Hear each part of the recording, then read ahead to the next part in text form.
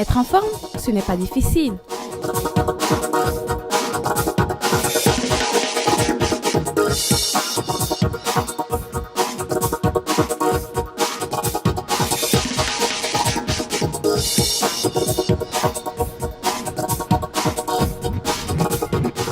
Depuis un peu plus de 2 ans, je suis la présidente fondatrice d'Intégration Nutrition. Intégration Nutrition, c'est une entreprise qui se spécialise dans l'éducation nutritionnelle pour les nouveaux arrivants et la population multiethnique d'immigration récente ou non. Le but, en fait, étant de les aider à s'intégrer à l'espace alimentaire québécois. C'est également aussi, le but, c'est de les aider à demeurer en santé puis à se nourrir sainement suite à leur immigration au Québec. Nous, à BYO, on a une clientèle multiethnique. Donc, plusieurs origines, latino, grec, italienne, québécoise. C'est vraiment d'un peu partout, africaine, haïtienne.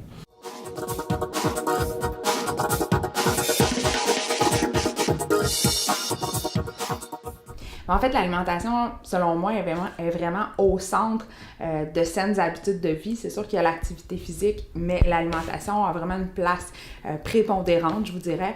Si on pense au dicton « Dis-moi ce que tu manges, je te dirai qui tu es », je trouve que ça veut vraiment tout dire.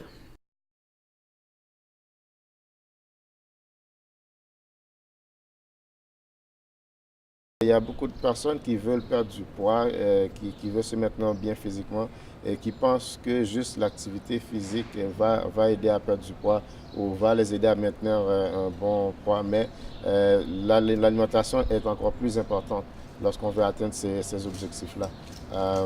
Bien se nourrir, c'est-à-dire manger des fruits, manger la bonne portion de nourriture à chaque jour. Donc, c'est extrêmement important. Pourquoi 80% nutrition puis 20% exercice? On s'entraîne aujourd'hui, OK, on va faire 30-45 minutes d'exercice au gym.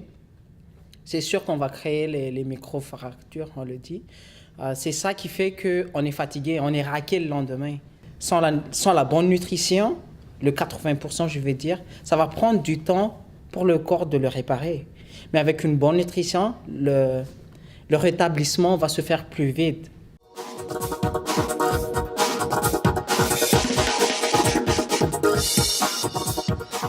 Les problématiques peuvent autant varier par rapport à l'organisation d'une cuisine canadienne. Donc, des fois, les gens ne sont pas habitués aussi au mode de conservation. Comment faire cuire de la viande surgelée, comment conserver des légumes en conserve, comment préparer des fruits surgelés. Ça peut être à ce niveau-là. Ça peut être au niveau de l'approvisionnement également. Quand on est habitué de négocier notre viande au marché, nos légumes, on arrive dans un supermarché ici, on ne peut pas le faire. C'est pas toujours évident. J'essaie de varier le plus possible ma cuisine. Je vais faire des mets internationaux. Des mets québécois, des mets italiens, des classiques, mais je vais aller aussi dans des un peu plus traditionnels de chaque culture, des poulets indiens, des griots haïtiens, du poulet. J'essaie de varier. Donc, les produits sont variés, mais les familles, même quand nous faisons nos paniers, peuvent prendre ce qu'ils veulent. Et le reste, ils les ramènent et nous les remettons dans des paniers. Nous trouvons toujours que des produits s'en vont. Parce que différemment des familles, l'autre aime ceci, l'autre aime cela, mais tous les produits partent toujours. C'est vrai que les fruits et les légumes sont très chers ici. En plus, le prix ne cesse d'augmenter. Je vous dirais que certains immigrants, lorsqu'ils arrivent ici, encore là, ça va vraiment dépendre du pays d'origine. Certains vont en manger un peu plus que dans leur pays d'origine. D'autres, ceux qui vont venir, par exemple, de pays tropicaux où les fruits et les légumes poussent vraiment en abondance, souvent, ils vont en manger moins, justement parce que, à cause du prix, entre autres, souvent aussi, je me fais dire que les fruits et les légumes ici n'ont pas aussi bon goût que dans le pays d'origine. Il y a également une grande préoccupation par rapport aux OGM puis aux pesticides là, qu'on retrouve en grande quantité dans nos fruits et dans nos légumes ici.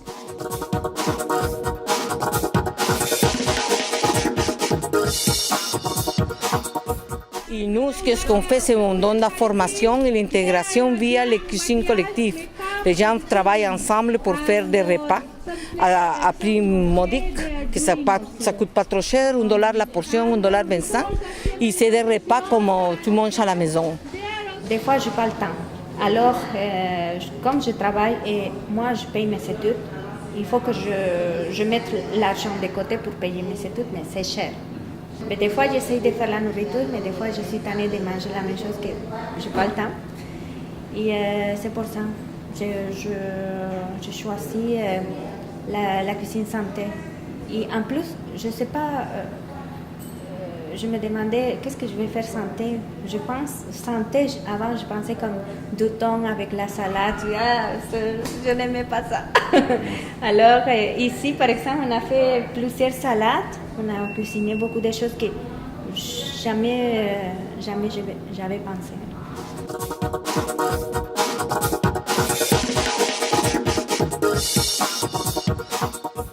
Le fast-food en général pour plusieurs raisons. D'abord, tout ce qui est malbouffe est habituellement très riche en matières grasses, en gras trans, en gras saturés également, qui sont des gras, surtout les gras trans, là, je vous dirais très très néfastes pour la santé. Ça peut causer des problèmes coronariens, des problèmes de cœur, ça peut causer également l'hypertension par rapport au sel, ça peut causer le diabète. La malbouffe peut causer beaucoup de maladies cardiaques. Également, la malbouffe, c'est directement relié également à l'embonpoint, l'obésité. Il y a de plus en plus d'études également qui démontrent que les gens qui consomment beaucoup de malbouffe, c'est directement relié à des problèmes de santé mentale, donc que ça soit dépression ou autre. Puis également, c'est aussi relié à une faible estime de soi quand on consomme beaucoup de malbouffe. Notre fournisseur ultime, c'est Moisson Montréal, qui nous donne normalement ces produits alimentaires. Depuis 2 ans, nous avons aussi eu un peu du fonds qui venait de la mairesse de Villeray-Saint-Michel-Parc Extension, Madame Marie-Annie Samson, qui voulait qu'on achète des choses pour pouvoir compléter, remplir normalement nos paniers. Alors ce fonds nous aide beaucoup parce qu'on achète vraiment des légumes, des fruits, des produits que Moisson Montréal n'offre pas. Alors on peut normalement les offrir aux familles. Alors pour nous, par mardi, notre camion arrive vers 11h et le temps pour nous de transporter ces produits, de les amener, de les trier et de commencer la distribution à 13h. C'est exactement ça. Bien manger de manière équilibrée, de la bonne nourriture, sans se ruiner à un prix abordable.